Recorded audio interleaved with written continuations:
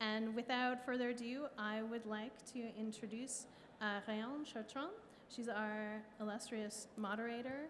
And I think we're joined by three artists who I was up next, are truly exciting to all of us. We have Monnet,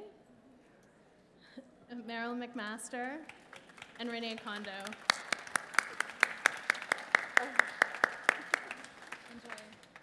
Welcome, everyone. Thanks for joining us this afternoon. It's great to see a full house. You're going to get to listen to what these amazing artists have to share for the next hour. It's really an honor and a pleasure to get to chat with the three of you. They're all friends and collaborators from the past, and so you're basically paying me to talk to my friends. So merci miigwech to Mia and the Art Toronto team for having us here to do this talk today. And I just want to start by asking a simple question. Who's representing you folks here at Art Toronto, in case folks are wondering where to find your work? Blois Division. Okay. For me, it's Blois Division. I'm showing at Pierre-François Ouellette and Stephen Bulger Gallery. And I'm also at Blois Division. Thank you. So I also want to start with a bit of a shout out to Caroline, who, if you're big on social media and you follow Jeremy Dutcher, you will see that Caroline dressed Jeremy for a Vogue feature. I will show you from my phone, but go on social media. So big congrats to that. And I'm really excited to see what you do in the fashion space. Thank you so much. Yeah, that's exciting. Yeah, so we're going to get into the more formal chat, but we are going to open it up to questions at the end. So if I don't cover something you want to know, there will be time at the end. So yeah, we're going to get started. So I want to know, based on your experiences, what pathways or opportunities have helped you present your work abroad? So thinking, is it specific institutions or individuals? Are they Indigenous? Are they non-Indigenous? What are those pathways and opportunities that have helped you take your work abroad? And perhaps where, as an example? Mm-hmm. Yeah. Okay, well, I could start. For myself, I feel like my trajectory has been like quick, and I just kind of came onto the scene in like 2021 post-thesis. So I think everybody that I've encountered since that point has helped me, get to a world stage, really, starting off with La Roche-Joncas, who brought me here right after my thesis. This is an amazing space that brings people in nationally and internationally, so it was really post-thesis an opportunity to show my work to a larger audience, which is amazing, For specifically showing my work in Paris and New York, that was Mike Patton for Paris, who's a curator and a fellow artist as well. Really, I met him through my open studios at Concordia, where he came in and saw my work, and we developed a relationship there. And for New York, it was Candace Hopkins, but of course, my gallery having the trust in me and Nico to put a show on for that space at that time, and Candace taking what we had to bring into the space, so that was really wonderful. But I think it's building relationships, alliances based on respect, care, and reciprocity. So always seeing what you can provide for somebody else as well, and just building those relationships. Mm-hmm. I love that. Relationships, I think, is going to anchor this conversation. So I'll throw it to Meryl. Yeah. So when I think back to when I first started showing and my first international opportunity, I basically applied for a competition called Flash Forward, which was a photo competition that the Magenta Foundation organized for many years. And that exhibition, I got selected as one of the many artists to represent Canada, and she took that exhibition, Marianne Camilleri, to Portland and to Boston. So that was my very first opportunities showing in a group show internationally. And then and that was in 2011. And then after that, 2013, I applied for the Eiteljorg Fellowship in Indianapolis. And I was one of 4 or 5, I'm trying to remember everyone, who was selected for that fellowship. And we got to show our work in the Eiteljorg Museum. And there was a publication out of that. And kind of then from there, Catherine Ash-Milby, who was one time curator at the Venice Biennale, she saw my work through Eiteljorg and then invited me to show at the National Museum of the American Indian in New York, have a solo show and show my photographs. So, and I've been, through kind of those experiences over the years, then I've been very fortunate to then show at other museums internationally. A lot of times I'm contacted through my website, curators reach out to me. Sometimes I meet curators in person at exhibition openings, or even examples here at fairs, and make connections that way. And also through my gallerists as well, Pierre-François Willette and Stephen Bulger have also really helped in some instances get me opportunities to show at international art fairs, but also exhibitions. One example is I showed in Arles in 2019. So that was also another huge kind of opportunity to show at. And then also in other cases, I've been part of group shows for biennales, like through the Quebec Biennale. I worked with curator Jonathan Watkins, and he at the time was the curator at the Icon Gallery in Birmingham in the UK. And he offered me a solo exhibition there, which was my first solo exhibition in Europe and in the UK. And a catalog also was created for that. So, but then, other times, like I'm just in an exhibition right now that Rhéanne was on the committee to help bring my work down there in her hands in Minneapolis. So, and it's a mix. Sometimes it's Indigenous curators that support my work and bring my work to institutions, and sometimes it's non-Indigenous. It really kind of, it's a mix. It really is a mix, and but it has been mostly probably non-Indigenous curators that have, or people I've worked with who've brought my work internationally. So it's harder when you show international to kind of work with people who understand your work. So, but anyways, that's a different. Caroline? Yes, for myself, I travel quite extensively as a filmmaker with my short films through the film festival circuits. And it's only later when I got more into visual arts around 2018 that I started to exhibit my art internationally. And it would be first with the Canadian Cultural Centre in Paris, for example, so always connected to Canada somehow. I had an exhibition at the Centre International d'Art de Vassivière, which is in France. So it's a quite prominent international art center, but the current director now used to be the director of the Fogo Island Art Center, so she got to know my work through that, and then invited me to do a residency and an solo exhibition there. I have an upcoming show at the Baltimore Art Center, and I think it's connected to the Indigenous community because the whole programming for that year will be Indigenous artists. It's just what they're doing right now.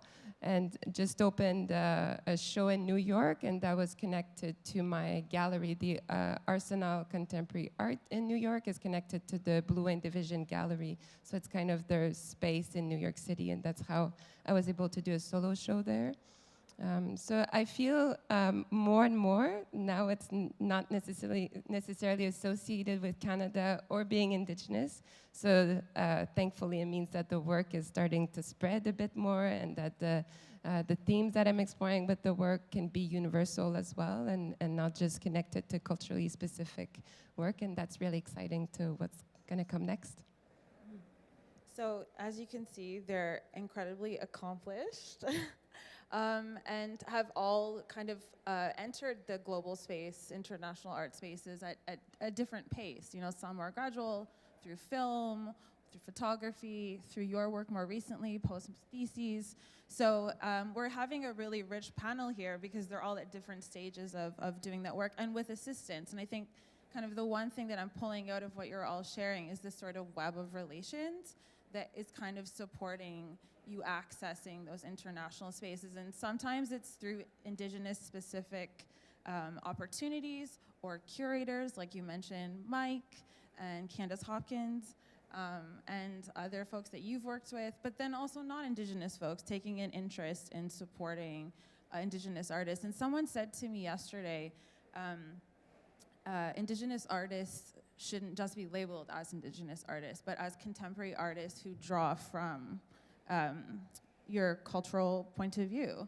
And I think that that's a really clear distinction. I would like to see, if I have my soapbox moment, it's now, is that that you're actually elevated as like highly skilled, highly visually articulate contemporary artists, not with that kind of place of Indigenous first, even though that informs what you do, that you hold your own, right?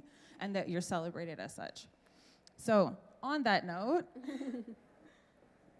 thinking about kind of taking Indigenous work internationally and some of the challenges of that. So what are some of the challenges you've encountered in presenting your work internationally?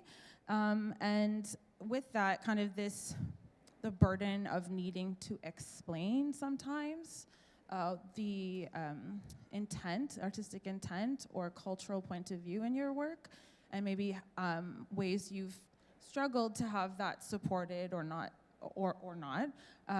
in presenting your work in international spaces where folks don't necessarily have the context, the Canadian context for the work.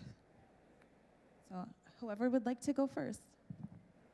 Yeah, I mean, I definitely find that there is challenges in that sentiment of kind of presenting some specific ideas that, you know, I personally work with in my work. I mean, we come from all different nations, and I think that, you know, when you show your work, I find mostly in Europe, the conversations are a little bit different in the US, you know, in terms of thinking of the level of understanding that people bring when they come view your work. But when I'm thinking, you know, about Europe, it's definitely like a, kind of this, you know, single channel kind of idea maybe of what Indigenous art looks like or what it's about, but also like very little knowledge of what that history is.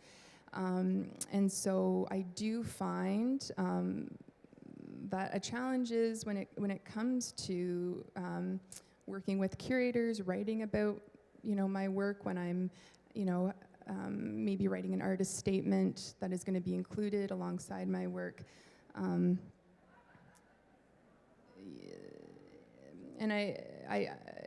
one thing that I don't love is that sometimes I feel like I have to kind of maybe simplify my ideas a little bit, because there can be a lot of levels, and you kind of have to, you do have to kind of educate in a way along the way when you're kind of presenting, at least I find, is some of my ideas.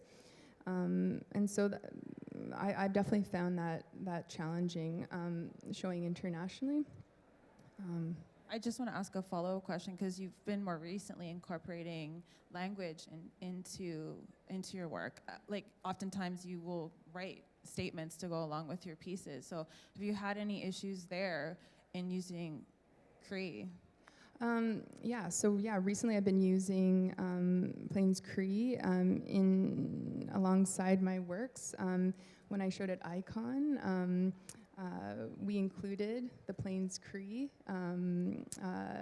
alongside like little poems I had written, and that, you know, the curator Jonathan Watkins was very interested and agreeable and understanding and wanted to present kind of both languages within the exhibition space. So I haven't had any recent exhibitions abroad where I've kind of encountered, because it's been kind of recent that I've included that. So, but I feel like it becomes tricky too when you work in other countries and there's other languages as well that they're translating into. It becomes a lot of text. So sometimes it can take a back seat still, like in terms of having support to include your traditional language as well. So there's still, again, a lot, you know, of waves that need to happen to an understanding to kind of have that equal. I don't know what the word is, but equal, you know, kind of, again, presentation in those spaces. Yeah, maybe I'll throw to Caroline. You shared a really great example of taking some work internationally when in our pre-meeting. Just thought you might want to share that. Yes, so I showed a piece at the Frankfurt Kunsthalle in Germany, and it was a video installation about a trip that I did across the Atlantic Ocean from Europe to Canada, because my father is from France and my mother is Anishinaabe, and for me the Atlantic Ocean became a middle ground for both sides of my ancestors to meet.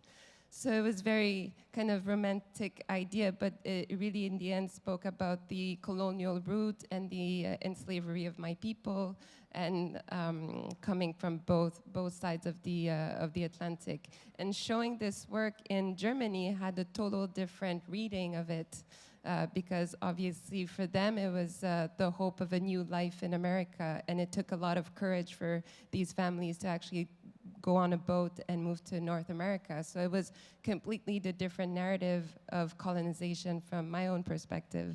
And I thought it was really interesting because art should be about creating dialogue and conversations and understanding each other. And it's really interesting when a piece of art can speak to so many different cultures and people.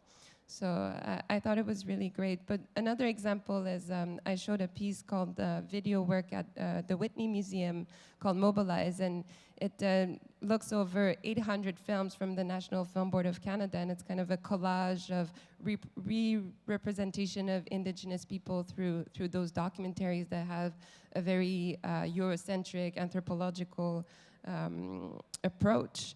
And with the Whitney, I had to, just explain to them what the National Film Board is and why this work is important. And so it's just really simple things that we need to start from the basis when we're not necessarily in a Canadian context. My work is very social oriented. I have a background in sociology, so I have to explain the socio-political context of my work as well. And working in France, I think it's kind of the worst. In Europe, when it comes to talking about Indigenous people, because the wording is so off, they just don't know. So it's a constant being in a position of educating, being patient. Also, it's not necessarily their fault. It's just you need to, you cannot say Amérindien in French, Amerindian, or just make the effort to name the nations and say Indigenous, and not often romanticize who we are. Renee? Yes, so for me, I'm thinking of the Biennale Révélation, which was for craft and creations in Paris. And what our curators did try to do was bring in contemporary art into a space that was more for craft, and so there was a little bit of misunderstanding as to the work that they were expecting from Indigenous craft coming in with the work that I was presenting, So there was a lot of questions there. But how I worked, it was called Mindu Mindu MFT, and I was really excited to present in Paris because I know for France they have a part of the Large Hadron Collider there. So yeah, I went on a train and I went to Geneva and I went to go see the Large Hadron Collider at CERN. And I find with my work in general, I'm looking at a Mi'kmaq consciousness as it relates to the fundamental nature of reality and large-scale interconnectedness. So that's why physics always spoke to me as well. So thinking of, particle-wave duality and how, like, at the end of the day, they're kind of getting to this understanding that, yes, everything is connected. And so I wanted to present work that was cubed, because when we're talking about wave-particle duality, most of the time in quantum field theory, they represent it in a cube. So I thought it was a nice way to bring my feature, my motifs, which are Mindu, which is speaking of the collective energies that reside in everything, and really tie that in with the quantum physics of that space. So I was responding to the space that I was going in that instant, rather than, I feel like every time I'm going to go somewhere, there will be a little bit of explanations needed on both ends. I'll do the research when I'm stepping into a territory, and then I don't mind explaining as well, because you can receive artists from all around the world, so you will need that time to explain a little bit more about your background and where you're coming from and where the work's coming from. So overall, that was my experience there, but it was still nice. I guess I'd ask a follow-up question in terms of the challenges that you've faced. Do you think that, I don't want to jump to my third question yet, but could some of those challenges that you encountered have been potentially mitigated by the support or the folks that had brought you in, or do you think there could have been a way to deal with some of those issues of translation and education and and kind of doing specific work to a specific place and the support? I don't want to get into support yet, but yeah, do you think some of those could have been mitigated by kind of a more robust support system in the either creation process or presentation process?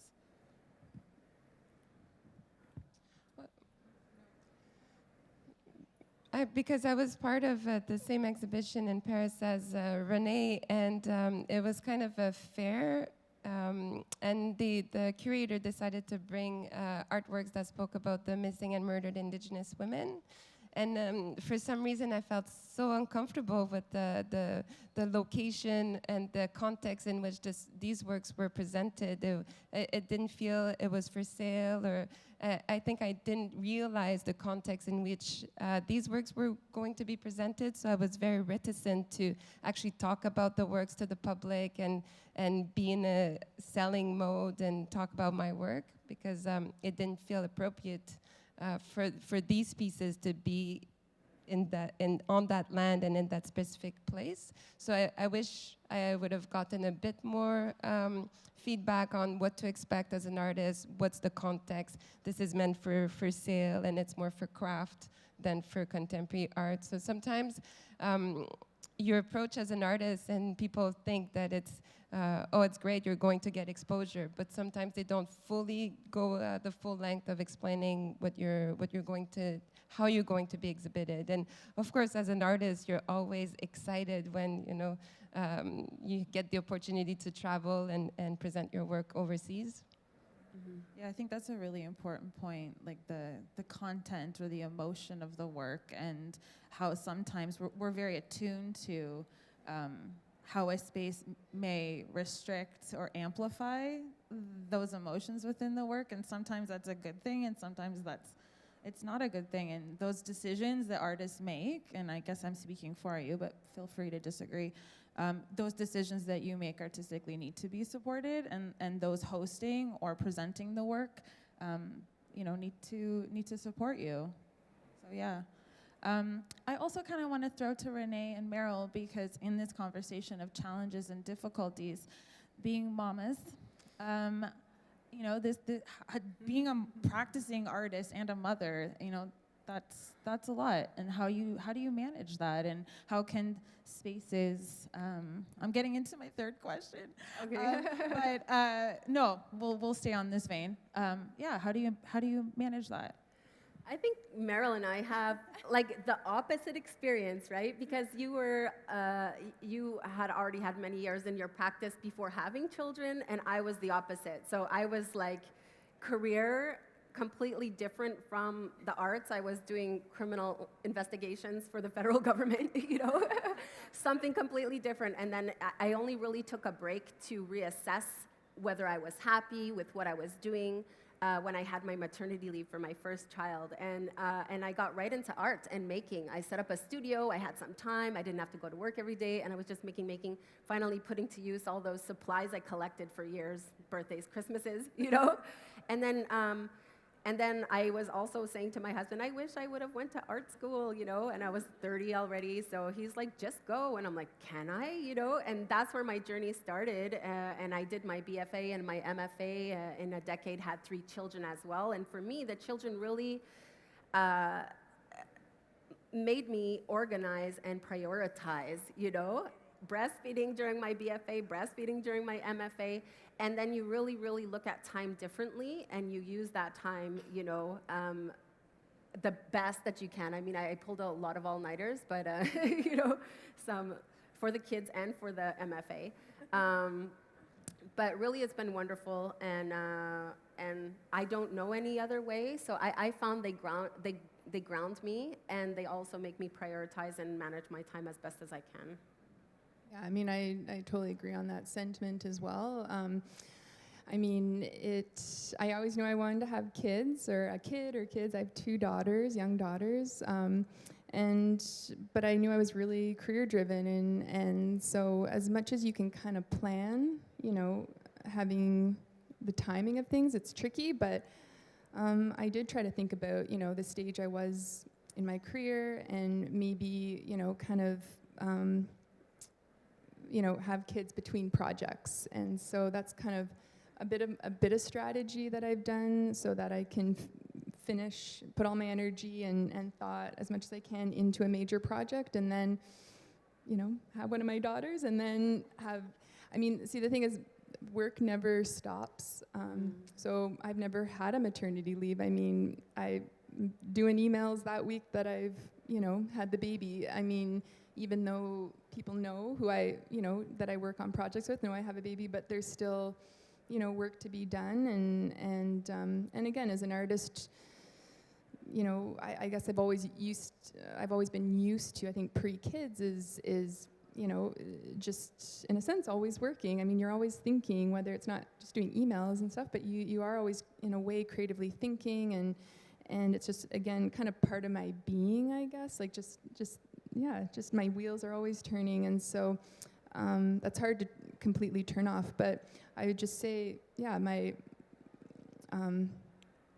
not that I work harder, because I think that I think you work intensely maybe in this kind of time period that when you have, you know, space, the kids are at daycare, then I'm working during that day, and when they come home, then my focus shifts. But it just adds a bit of complexity, but I'm, you know, determined to still produce as an artist, and so I think that, you know, I just make the time for you know, those priorities in my life, and, you know, you just kind of forge through, and it's difficult, but, you know, there's so many women artists that, you know, have, you know, had kids and are successful and are, you know, pioneers and role models, and so in all industries, not just arts. So it's possible, you know, but it just, I think you're amazing, both of you, because that is a skill I do not have. But I guess what I'm kind of starting to tease out here, going back to what I said after the first question, this sort of web of relations, and everywhere you go, you take those relationships with you, and they inform what you do. Caroline, I know you run and work with a team. You run a studio and work with a team. So how, I guess, when creating work, you know, how do those relationships inform what you're creating, and then subsequently what we see going international? Well, specifically, I go to the studio every single day. Have a kind of a 9-to-5 structure, because the staff likes the 9-to-5 structure, so I adapt myself to that. But I do come with ideas, and I do all the research myself, and just most of my ideas happen when I'm traveling or walking or running, and then I go back to the studio and then say to my staff, I want to do this. And then I have a kind of a studio manager that does more of the production or manages the calling the suppliers and just making sure about budget that we can make it happen or not. And we just kind of work together to see how to make the vision happen. And if I need music for a piece or if I need a consultant in architecture, then just reaching out to the right people to help me achieve my vision. And it's incredible, maybe because I come from the world of filmmaking, where it's a team that comes together to work towards the common vision. I kept that into the studio, and yes, it's my idea, but I would not be able to do it without the team, and I fully realize that. Yeah, how I was first acquainted with your work was through your films. So, and if you haven't seen Mobilize, see it. It's incredible. It's actually part of a series called Souvenir. So yeah, if you get a chance, I think it's available for free on. It's online, yeah. Absolutely. Most of my films are available online if you're interested. So now, without further ado, no, I'm joking. I've been like foreshadowing to this third question. It's more of like a broad question. So we've kind of been getting into the specifics of things that have helped to support you folks get to where you are. But then I kind of want to think a bit more expansively, maybe taking a position of saying, like, what do you think Indigenous artists need in terms of support to get to an international level, going international into global spaces? So maybe it's just some thoughts and feelings and ideas that you might have about, from your learned, your experiences going to these spaces and what you've learned and what you might want to share. I guess. Oh, no, go ahead. Well, yeah, I think there is a lot. I mean, I think one thing that has really helped realize my ideas is funding. So when I think about national funding like Canada Council for the Arts or provincial funding, that has really helped over the years when I have been successful to receive that to, again, really just help me create what I want to create, which then I think, puts us on a better level to kind of hopefully get our work recognized internationally. I think having museums do publications, so when there's group exhibitions or solo exhibitions, if there's funding to do that, I think getting our work into curators' hands who can bring our work internationally again. I think having our work in catalogs and finding out how to promote those publications again, I think is really helpful, because the feedback I've had from curators is sometimes seeing my work in publications, and I think having our work written critically as well is really important. And so I see like Robert Enright here, so he's written about my work, and that was major for me. So I think about those things. I mean, I was just reading the other day Jeffrey Gibson, who's going to be representing the Venice Biennale for the United States. I mean, he needs to raise $5 million, and he's getting government assistance, but he has to also, raise that privately. So, I think that could be the same, circumstance here in Canada.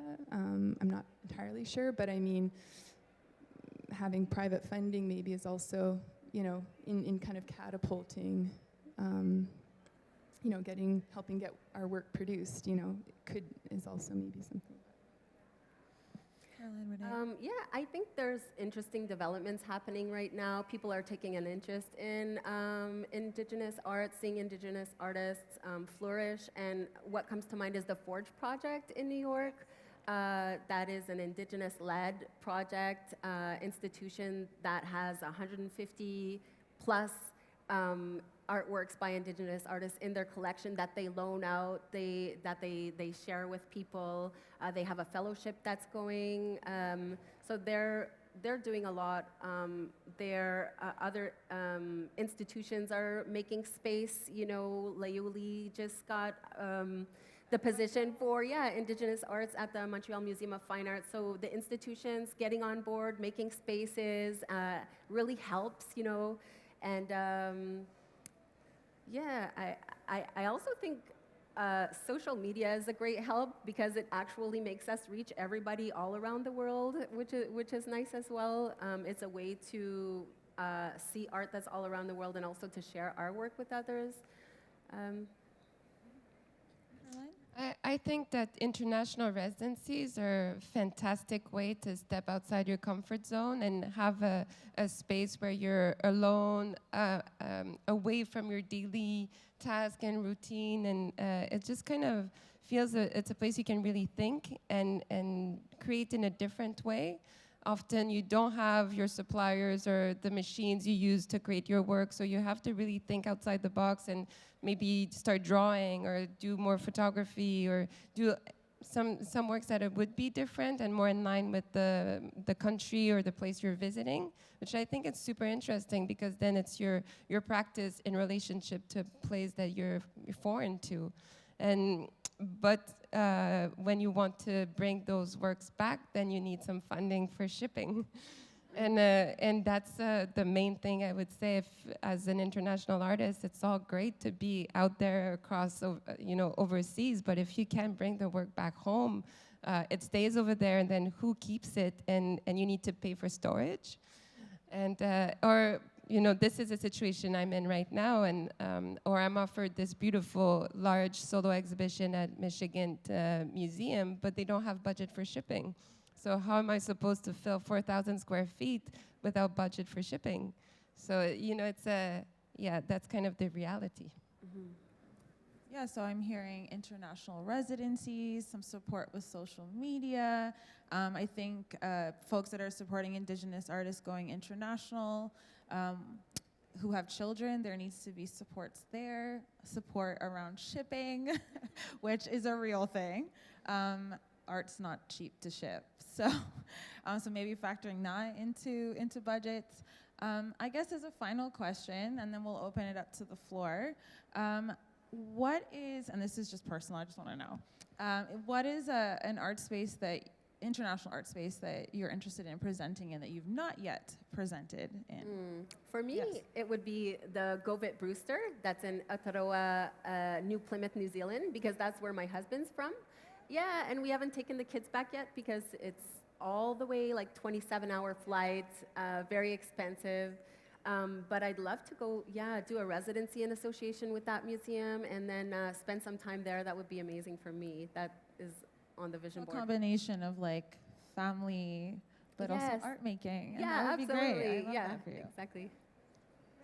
Yeah, I kind of had a slightly similar thinking as well. I mean, it's really hard to choose, I guess, and kind of also put that out there in the world. I don't know. I don't feel, it's but I think for me, I think about showing in places that share in our history. So I think about exhibiting maybe over in Britain, thinking about major museums like the Tate Modern in London, and because I have mixed ancestry, and maybe showing in places that kind of support kind of this unexpected, and bringing to light in places that, again, share history and bringing to light those in those places that don't have that, those same conversations regularly happening.